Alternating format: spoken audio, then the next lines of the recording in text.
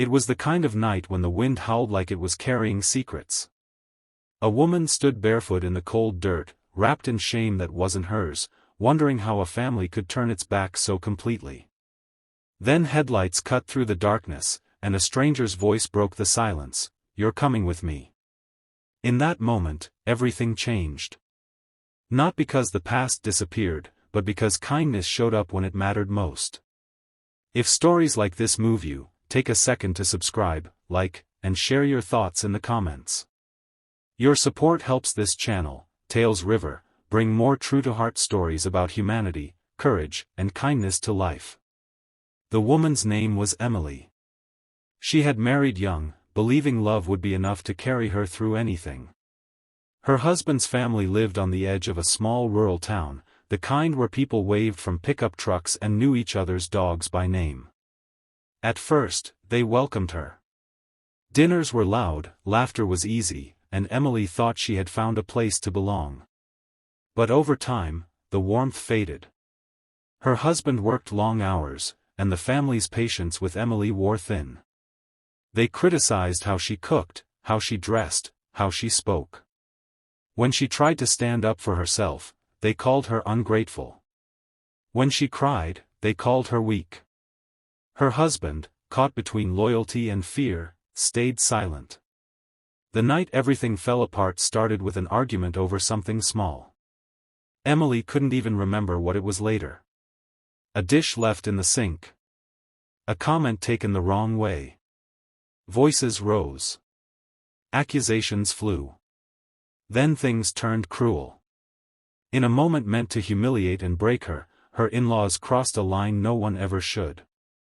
They stripped her of her dignity, not just her clothes, and shoved her outside like she was nothing.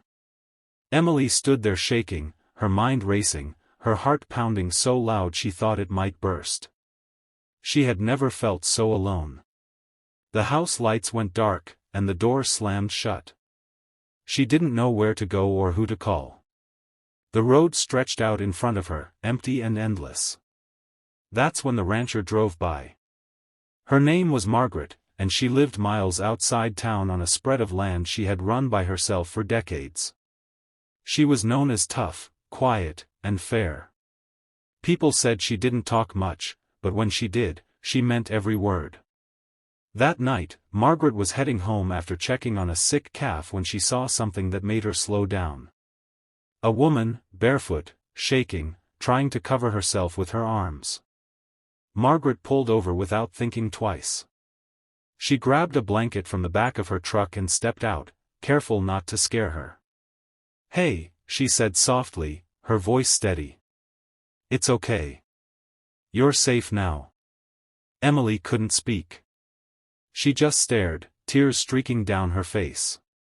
Margaret wrapped the blanket around her shoulders and looked her straight in the eyes. There was no judgment there. No questions yet. Just care. "You're coming with me," Margaret said, firm but gentle. No arguments. At the ranch, Margaret made hot tea and handed Emily a pair of clean clothes. They sat at the kitchen table, the old clock ticking loudly on the wall. Emily's hands shook as she told her story in broken pieces. Margaret listened without interrupting. When Emily finished, expecting blame or doubt, Margaret reached across the table and squeezed her hand. "What they did was wrong," she said. "None of it is your fault." Those words hit Emily harder than anything else. She cried then, deep, painful sobs she had been holding back for months.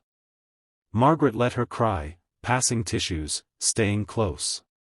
Emily stayed at the ranch for days that turned into weeks. Margaret gave her space when she needed it and company when she didn't. They worked together, fed animals, fixed fences. Slowly, Emily felt her strength returning. The land had a way of grounding her, and Margaret's steady presence reminded her that not everyone turns away when things get hard. News traveled fast in a small town. People whispered. Some avoided Emily's eyes when they saw her in town with Margaret. Others nodded quietly, unsure what to say.